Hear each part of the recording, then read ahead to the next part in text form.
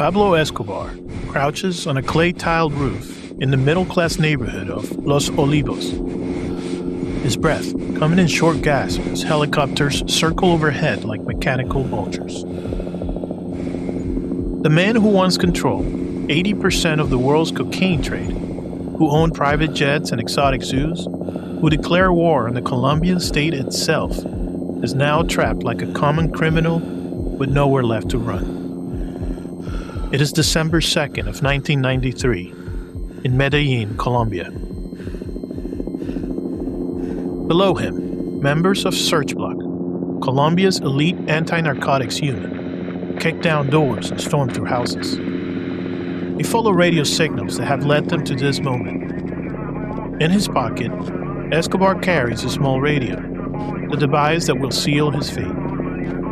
He's been talking to his son, trying to arrange one final escape. But Colombian intelligence and their American advisors have been listening to every word. For 18 months, since his escape from the luxury prison he built for himself, Escobar has watched his empire crumble. Los Pepes, a shadowy alliance of rivals, victims, and former associates, have systematically murdered his lieutenants, destroyed his properties, and turned his organization inside out. The man who once made Forbes' list of the world's richest people now moves from safe house to safe house, protected only by a handful of bodyguards and the fading loyalty of a few remaining sicarios. But Pablo Escobar's story doesn't begin on this rooftop in 1993. It begins 25 years earlier, in the graveyards of Medellin, where a teenage boy with burning ambition and no moral compass discovered that stealing tombstones could be surprisingly profitable. What happened between that first petty crime and this final desperate moment reshaped not just Colombia, but the entire global understanding of what organized crime could become when it possessed unlimited resources and unlimited ruthlessness. This is the story of how a small-time thief became the world's most powerful drug trafficker, and how Colombia became synonymous with cocaine, and how the war against drugs became another war that nobody could win. This is part 4 of the Colombian conflict: cocaine wars and the cartels. You know how they say you can't understand someone until you walk a mile in their shoes? Well, I'd argue you can't understand a nation until you've walked through its history. Not just the highlight reel or the sanitized version you find in textbooks. I mean really getting into its DNA. Those defining moments that shaped everything that came after. Those moments where paths were chosen, where decisions were made in palaces and backrooms and city streets that changed the course of millions of lives. I'm your host, Paul, and this is Double Helix, Blueprint of Nations, where we unravel the genetic code of countries through their most transformative moments. Think of it like ancestry testing, but for entire nations. We dig deep into the historical DNA, finding those crucial moments that made countries who they are today.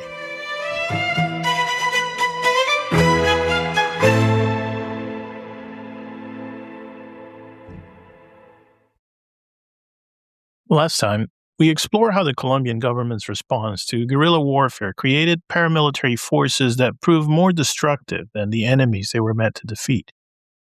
We witnessed the birth of the Dirty War, a systematic campaign where American Cold War ideology merged with Colombian traditions of political violence to create unprecedented levels of terror. We saw how institutions collapsed, how democracy became performance theater conducted under the threat of assassinations, and how ordinary people adapted to survive in a country where violence had become the primary language of political discourse. Today, we enter the final and perhaps most devastating phase of Colombia's transformation: the rise of the narco-cartels. This is the story of Pablo Escobar, yes, but his life illuminates the broader tragedy. This is the story of how cocaine money completed Colombia's metamorphosis from struggling democracy to narco-state, how unlimited wealth made unlimited violence possible, and how the war on drugs became another chapter in Colombia's endless conflict with itself.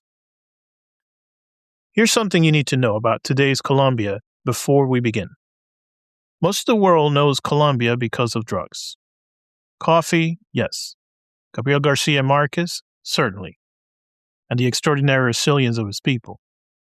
But primarily, they know it because of cocaine, because of cartels and the violence they generate. Understanding how this happened requires understanding Pablo Escobar's criminal genius, but also the perfect storm of conditions that made his empire possible.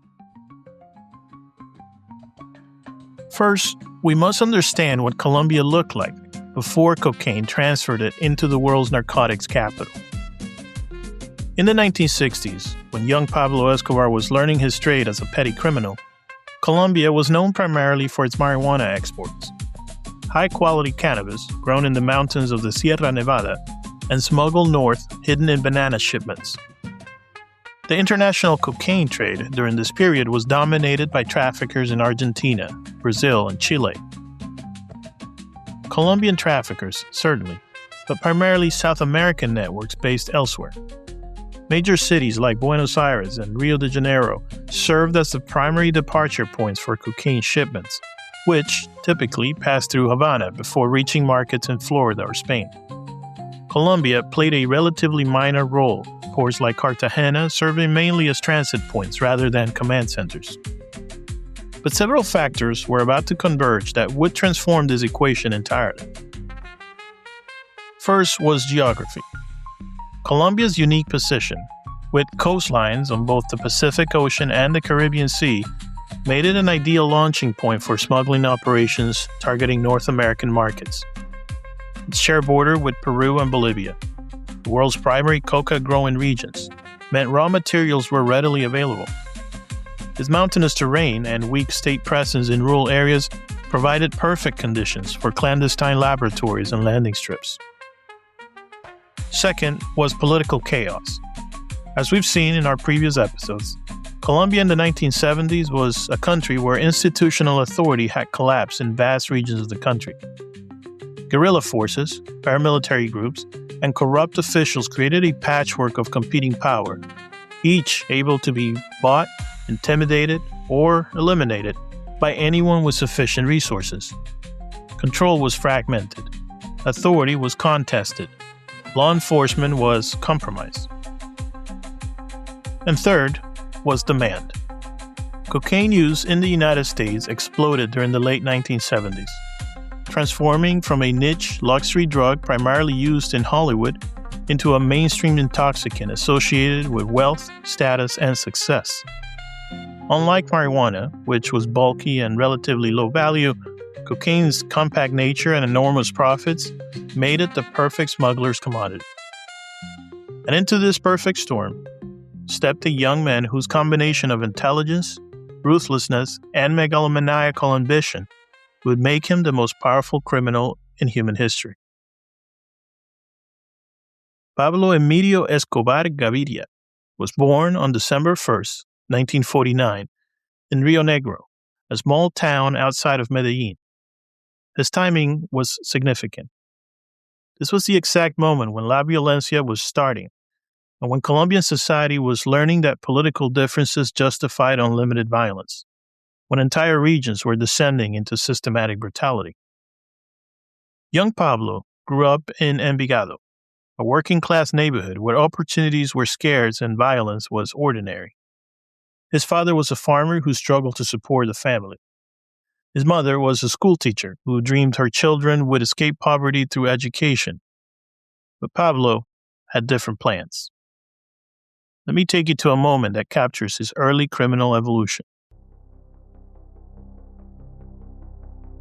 It's 1968, and 17-year-old Pablo Escobar crouches in the Campos de Paz cemetery in Medellin, his hands wrapped around an engraved marble headstone. Around him, 3 friends keep watch while Pablo uses a crowbar to pry the stone from his mountain. This is tomb robbing for profit. stealing headstones to sand off the engravings and resell them to unsuspecting families. "Pablo," his friends whisper urgently. "Someone's coming." But Pablo takes his time finishing the work. His movements deliberate and unhurried. Even at 17, he possesses a quality that will define his entire career: absolute fearlessness combined with calculating intelligence. He understands that panic is more dangerous than the police, and that confidence sells lies better than nervousness reveals the truth. This small-time criminality, stealing tombstones, fencing stolen goods, running protection rackets, teaches Pablo essential lessons about Colombian society. Law enforcement can be bought. Violence intimidates more effectively than negotiation. Reputation matters more than reality. Most importantly, sufficient audacity can compensate for lack of resources. By the early 1970s, Pablo has graduated to more sophisticated operations. He smuggles contraband electronics across the Venezuelan border, steals cars and changes their identification numbers, and kidnaps wealthy Medellin businessmen for ransom. Each crime teaches new skills: how to build criminal networks, how to corrupt officials, how to manage violence strategically rather than impulsively. But it's his entry into the cocaine trade in 1975 that transforms Pablo from successful criminal into historical force. As we said before, cocaine in the mid-1970s was lucrative, but the market was fragmented and the distribution networks were primitive. Small-time smugglers in Medellin and Cali were moving relatively modest quantities, earning comfortable livings, substantial profits certainly, but organized business rather than transformative wealth. Pablo Escobar saw something that others miss: the potential for vertical integration and industrial-scale production.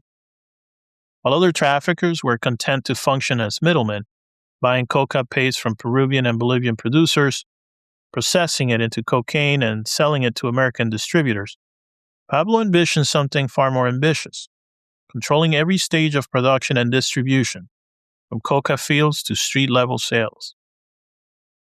This wasn't criminal, mind you. This was business innovation applied to illegal markets. In 1976, Pablo made his first major cocaine shipment: 39 pounds hidden in the spare tires of a truck crossing into Panama. The profit from that single shipment exceeded everything he'd made in his previous criminal career combined. But more importantly, the successful operation demonstrated that Colombia's weak institutions and geographic advantages made large-scale trafficking feasible. Over the next 3 years, Pablo systematically built what would become the Medellin cartel. He recruited chemists to perfect cocaine processing techniques, increasing purity and reducing production cost. He established relationships with Peruvian and Bolivian coca growers, ensuring steady supplies of raw materials. He developed smuggling routes through Central America and the Caribbean, using small planes to bypass traditional maritime custom enforcement. And here's what's crucial about innovation. Pablo understood that the real profit came from distribution, from controlling access to American markets. So, he sent his cousin Gustavo Gaviria to Miami to establish networks of dealers, distributors, and money launderers who could move product directly to consumers while channeling the profits back to Colombia. By 1978, the Medellin cartel was moving over 500 kilograms of cocaine per month into the United States. By 1980, that number had increased to 3 tons per month. By 1982, Pablo Escobar controlled approximately 80% of the cocaine entering the United States, a market share that would be remarkable in any industry, revolutionary in an illegal one.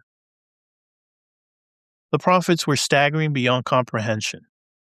At peak operations, the Medellin cartel was generating over $60 million per day. Pablo's personal wealth exceeded that of most Fortune 500 CEOs.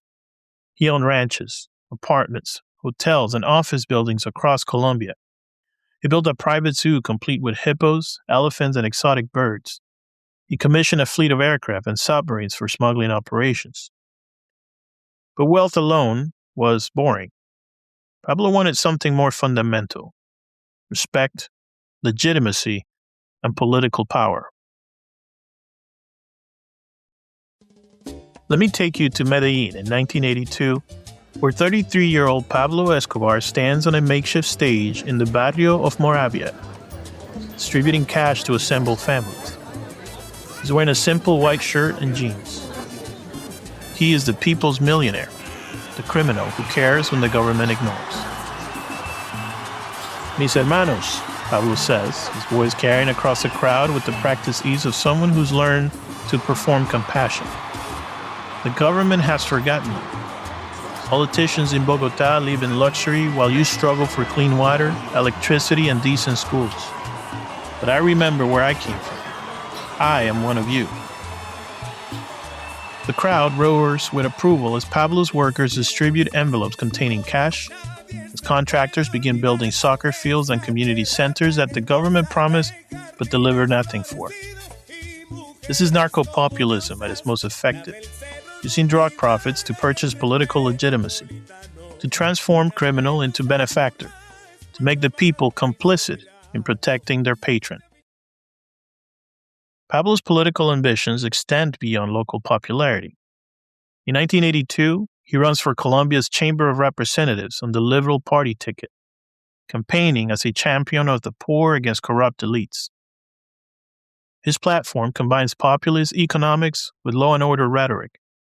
More social spending, yes, but also stronger criminal justice, tougher anti-crime measures that conveniently exempt his own operations. He wins easily. For a brief moment, it seems Pablo Escobar might achieve the impossible, transforming from criminal to statesman, using drug wealth to build political legitimacy that would protect his empire while allowing him to retire from active trafficking into legitimate business.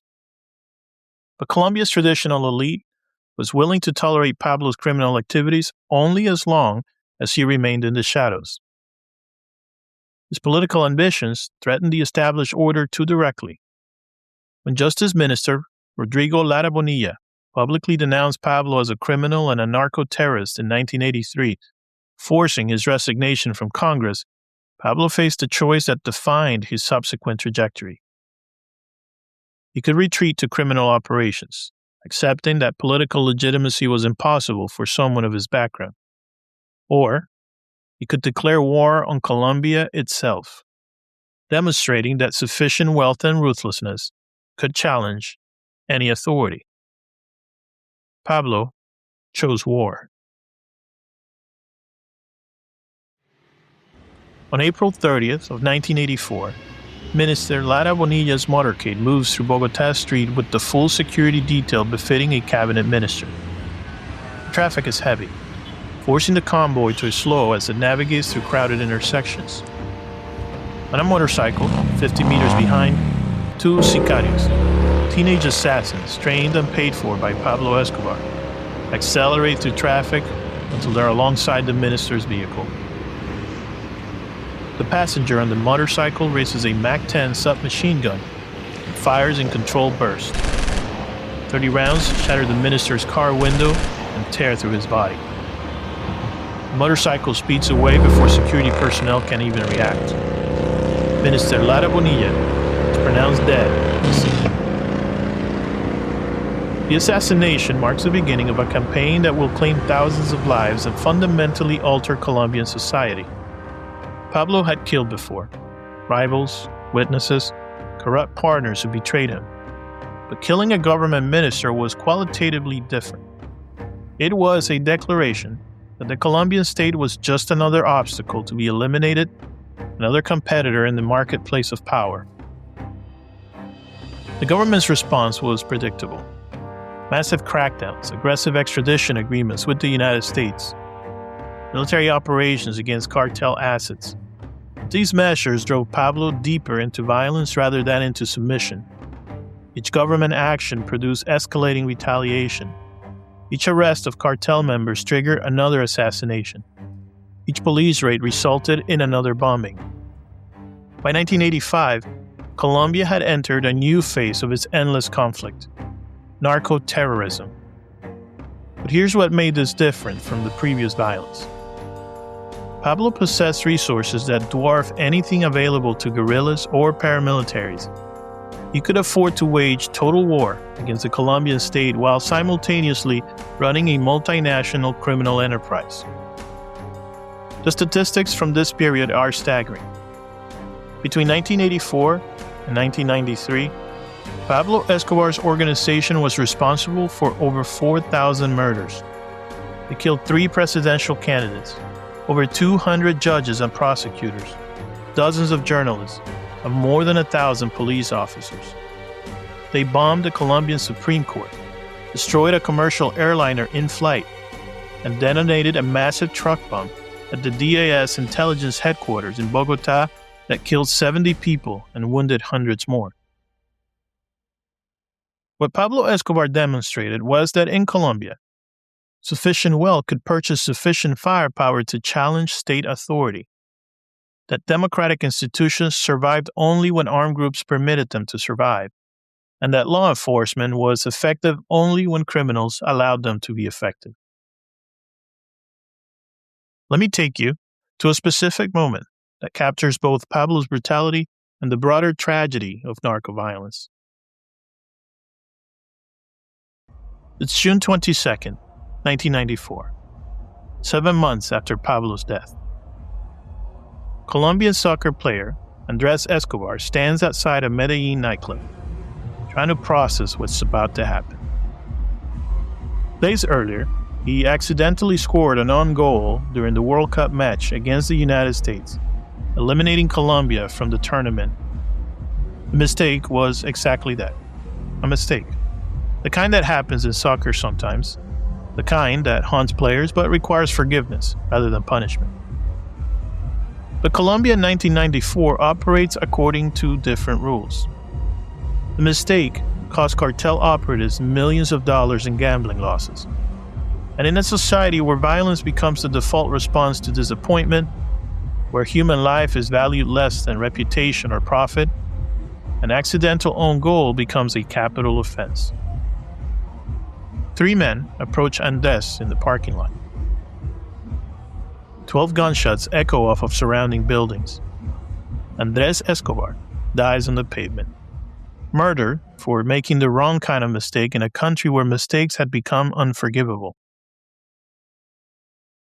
The killing of Andrés Escobar became a symbol of how deeply violence had penetrated Colombian culture, how thoroughly cartel values had corrupted social relationships, and how completely the logic of punishment had replaced the possibility of forgiveness. The manhunt for Pablo Escobar that culminated in his death on December 2nd of 1993 represented more than law enforcement tracking a criminal. It was the final act of a drama that had transformed Colombia from a struggling democracy into a narco state and back into something resembling a functional government. The pursuit involved Colombian police, but also American intelligence agencies, rival drug cartels, and the shadowy organization known as Los Pepes, people persecuted by Pablo Escobar. This last group included former cartel associates, victims' families, and competing criminals who had decided that Escobar's war against the state threatened everyone's business interests. Los Pepes employed tactics that were as brutal as anything Escobar had pioneered. They systematically murdered his associates, destroyed his properties, and terrorized his support network. Their campaign demonstrated something crucial about the nature of cartel power. It depended on fear, but also on the perception that cartel prosecution was more reliable than state protection. Once that perception changed, once opposing Escobar seemed safer than supporting him, his empire collapsed with remarkable speed. The final confrontations came when Colombian intelligence, aided by American technology and Los Pepes intelligence, tracked Escobar to a middle-class neighborhood in Medellin through his radio communications with his family. The man who had once owned private jets and controlled armies was reduced to hiding in a safe house and making desperate phone calls to his son. When search block units surrounded the house, Escobar attempted to escape across the rooftops. a fitting end for someone whose entire career had been about trying to climb above his circumstances through criminal enterprise. The gunfight lasted only minutes, but its symbolic significance was enormous. Pablo Escobar's death marked the end of the classical cartel era, but it ended neither the drug trade nor even significantly reduced cocaine trafficking. Instead, it demonstrated that fundamental weakness of personality-based criminal organizations. They were only as strong as their leaders, or as long as the leaders were alive. The legacy of the cocaine wars extended far beyond Pablo Escobar's biography, or even the immediate devastation caused by cartel violence. And the cartel era demonstrated was that in a country where institutions had been weakened by decades of conflict, sufficient money could purchase sufficient force to challenge state authority itself. This lesson was learned by other actors in Colombian society. Guerrilla groups that had survived on kidnapping and extortion discovered that taxing drug trafficking could provide resources for sophisticated military operations. Paramilitary forces that had begun as landowners' self-defense groups realized that protecting drug laboratories was more profitable than protecting cattle ranches. And government officials learned that drug money could fund development projects that legitimate budgets couldn't afford. The result was a conflict economy where violence became profitable for everyone involved. Where ending the war meant ending income streams that multiple sides depended on, where peace became economically irrational even if it remained morally necessary. The international dimensions of this transformation were equally significant. American demand for cocaine had created Colombian supply networks, but American drug war policies had militarized that supply chain in ways that made violence inevitable. Aerial spraying of coca crops displaced farmers without providing alternative livelihoods. Military aid to Colombian forces increased their capacity for violence without increasing their accountability to civilian authority. And extradition policies created incentives for traffickers to use extreme violence to avoid capture.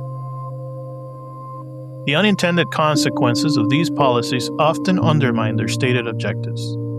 Destroying one cartel created market opportunities for competing organizations. Arresting cartel leaders generated succession conflicts that increased violence rather than decreased it. Targeting high-profile traffickers like Escobar created martyrs whose legends inspired new generations of criminals, but also a more diffuse and perhaps more dangerous form of criminal organizations. The so-called BACRIM, criminal bands, that replaced the cartels were smaller, more flexible, and harder to target. They lacked the ambitions of leaders like Pablo Escobar, but they also lacked any incentive to limit their violence or seek political solutions to their conflicts with the state. By the late 1990s, Colombia faced a paradox that captured everything tragic about its modern history.